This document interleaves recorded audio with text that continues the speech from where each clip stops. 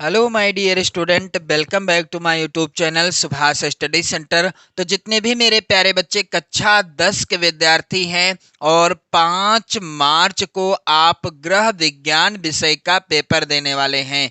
जी हाँ, यदि आपने गृह विज्ञान विषय को अनिवार्य विषय के रूप में चुना है तो आप लोग ध्यान देंगे, मैं लेकर के आ चुका हूँ गृह विज्ञान का ऐसा मॉडल पेपर जो आपकी बोर्ड परीक्षा यानी 5 मार्च को है आपका गृह विज्ञान विषय का पेपर। और इस पेपर में यहाँ से प्रश्न 100% आएंगे। आप इस वीडियो को कंप्लीट देखते हैं तो आप 70 में 70 का स्कोर बहुत ही आसानी से कर लोगे, या 70 में 65 प्लस का भी स्कोर आप आसानी से कर लोगे। तो मेरे प्यारे बच्चों, वीडियो काफ़ी ज़्यादा इम्पोर्टेंट है, गृह विज्ञान विषय का मॉडल पेपर है। और मेरे प्यारे बच्चों, आपको पेपर में समय मिलेगा 3 घंटे 15 मिनट का।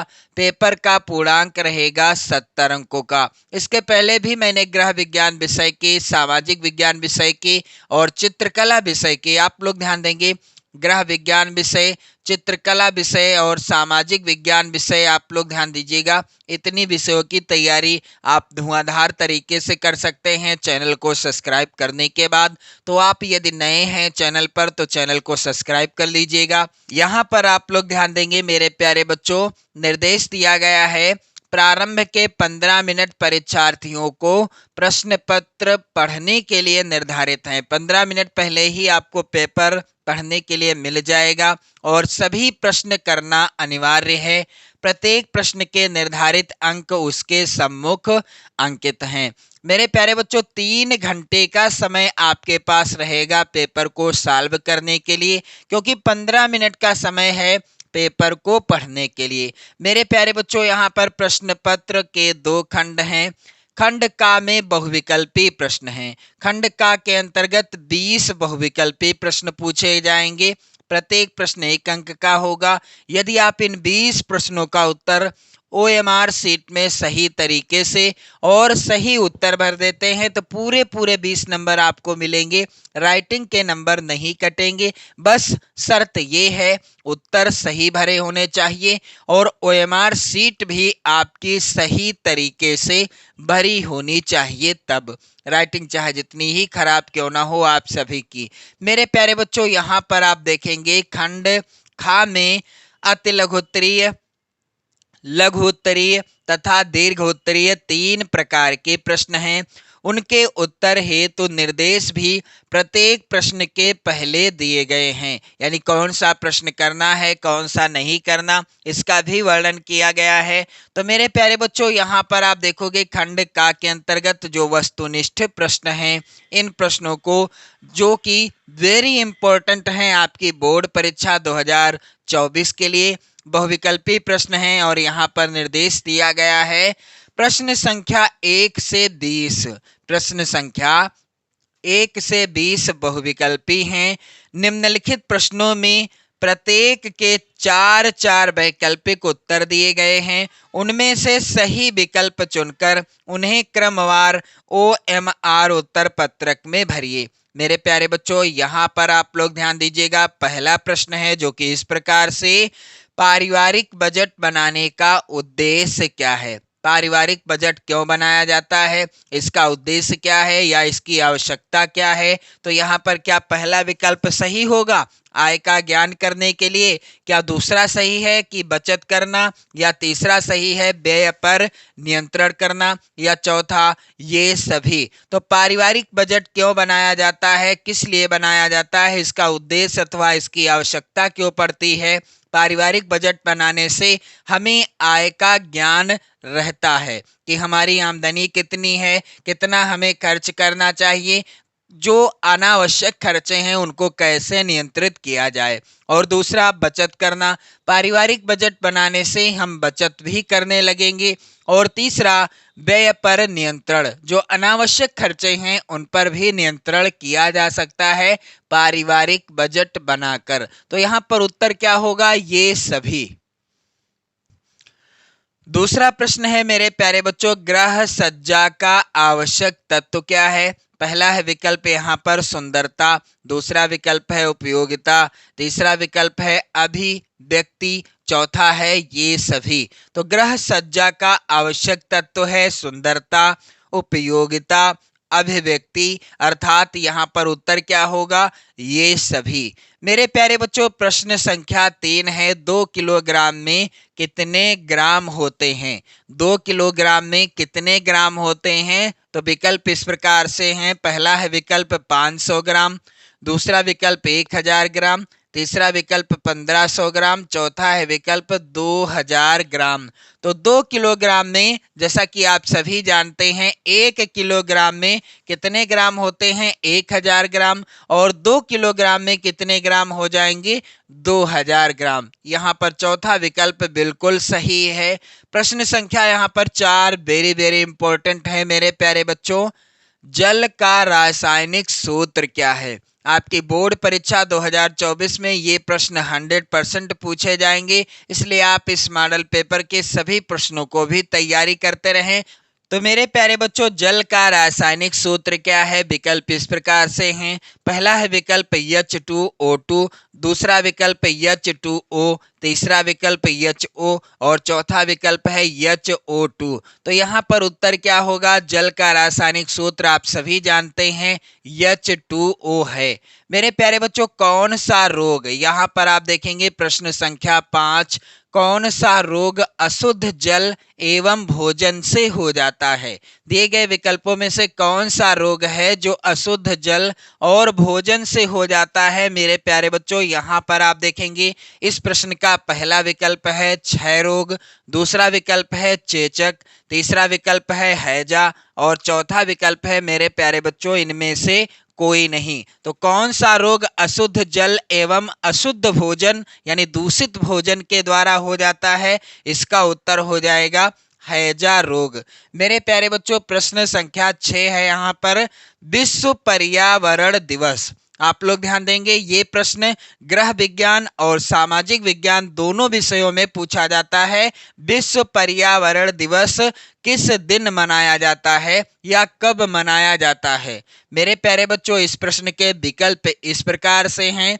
पहला है विकल्प मेरे प्यारे बच्चों 1 जून को, दूसरा विकल्प है 5 जून को, तीसरा विकल्प है 12 जून को, चौथा है विकल्प 18 जून को।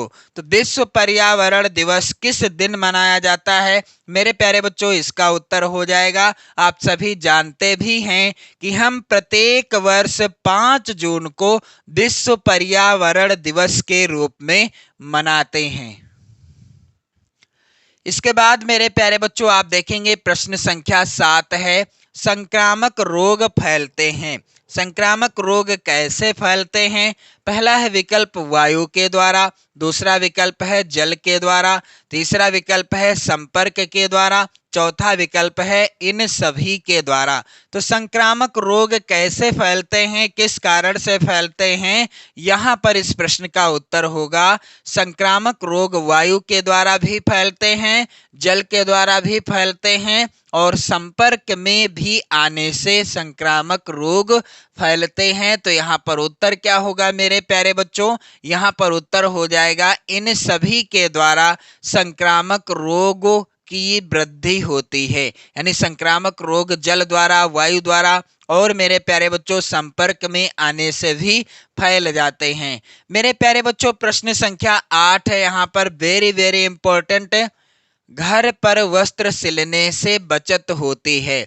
यदि हम घर पर वस्त्र सिलते हैं तो इससे हमारी क्या बचत होगी, क्या फायदा होगा? तो पहला फायदा होगा समय बचेगा, दूसरा विकल्प धन की बचत होगी, या तीसरा विकल्प है मेरे प्यारे बच्चों समय, कपड़े एवं धन की बचत होगी, या चौथा किसी की नहीं। तो यदि हम घर पर वस्त्र सिलते हैं तो इससे क्या फायदा होगा? हमें समय की बचत मिल जाएगी, कपड़े की भी बचत हो जाएगी हमारे और धन की भी बचत हो जाएगी। उत्तर क्या होगा यहाँ पर? समय, कपड़े और धन की। मेरे प्यारे बच्चों प्रश्न संख्या यहाँ पर 9 है, वस्त्रों की धुलाई के लिए कौन सा जल उत्तम होता है? पहला है विकल्प कठोर जल, दूसरा विकल्प गर्म जल, तीसरा मृदु जल, चौथा है विकल्प समुद्र का जल। प्रश्न संख्या यहाँ पर 9 है मेरे प्यारे बच्चों, वस्त्रों की धुलाई के लिए कौन सा जल उत्तम माना जाता है?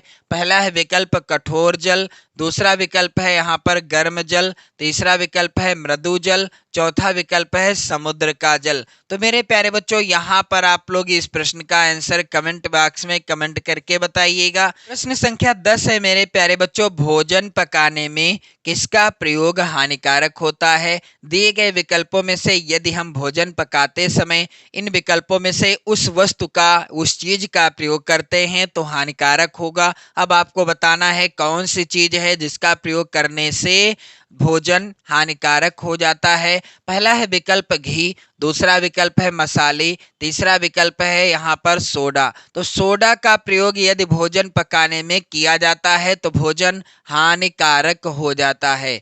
मेरे प्यारे बच्चों यहाँ पर आप देखेंगे रोगी का भोजन होना चाहिए।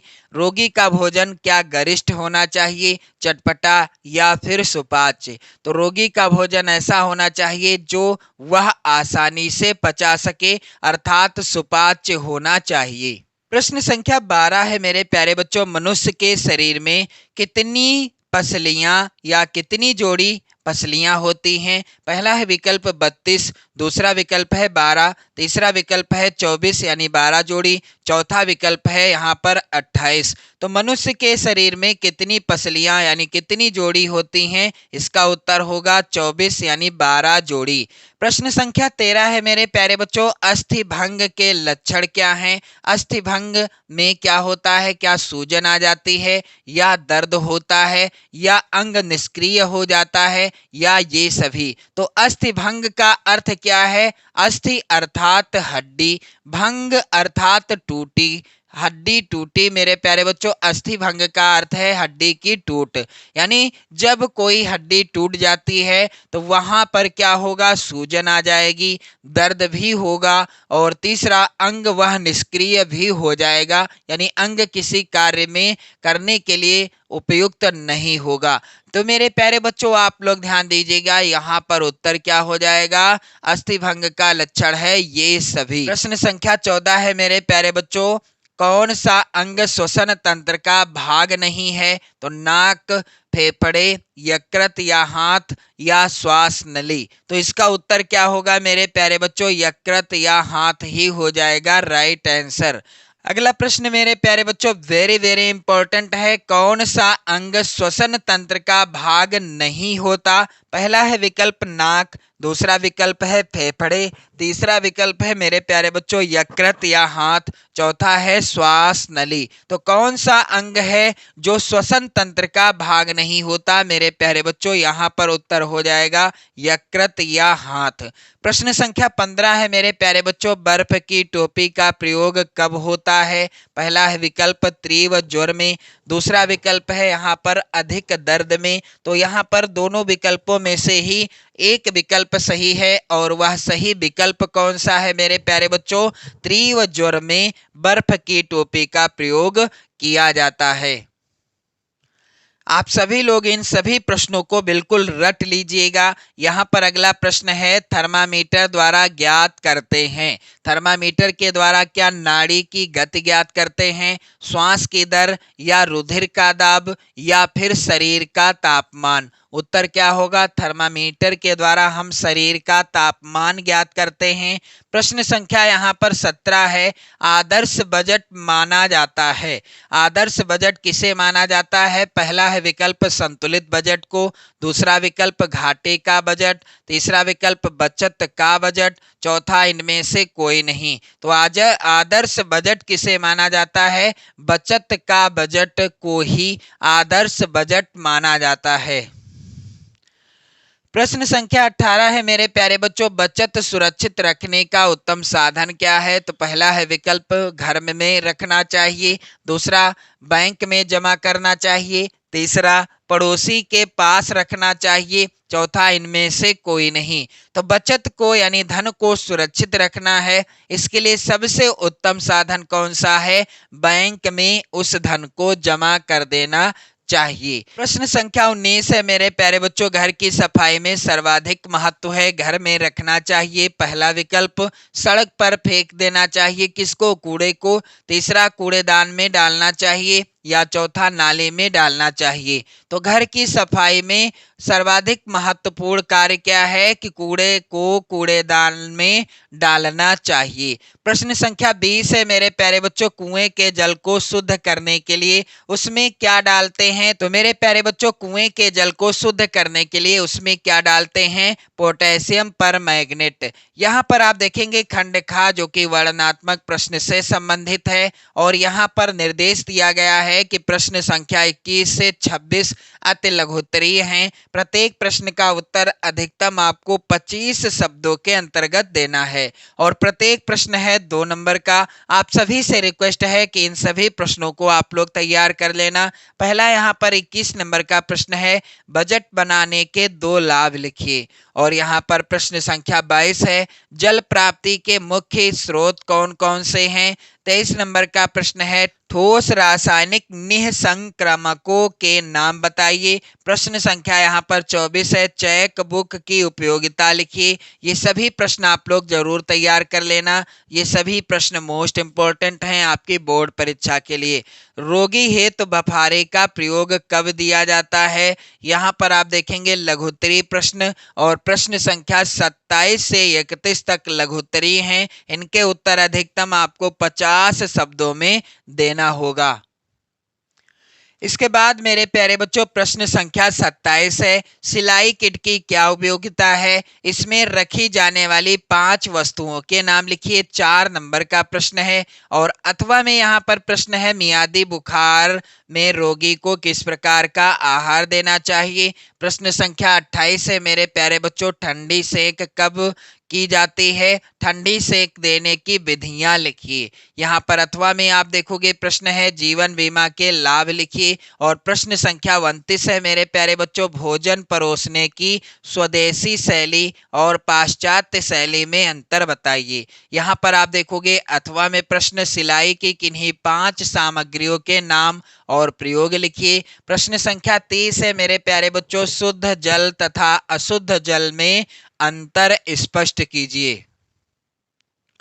इसके बाद मेरे प्यारे बच्चों ये सभी प्रश्न आप लोग ध्यान देंगे, आपको इनको रट लेना है, इनका उत्तर तैयार कर लेना है। यहाँ पर प्रश्न अथवा है, पर्यावरण प्रदूषण का जनजीवन पर पड़ने वाले प्रभाव को लिखिए। प्रश्न संख्या 31 है, विषाक्त भोजन से बचने के उपाय लिखिए। और अथवा में प्रश्न है, भोजन पकाने की विधियों का वर्णन कीजिए। कौन सी विधि सर्वोत्तम है और क्यों?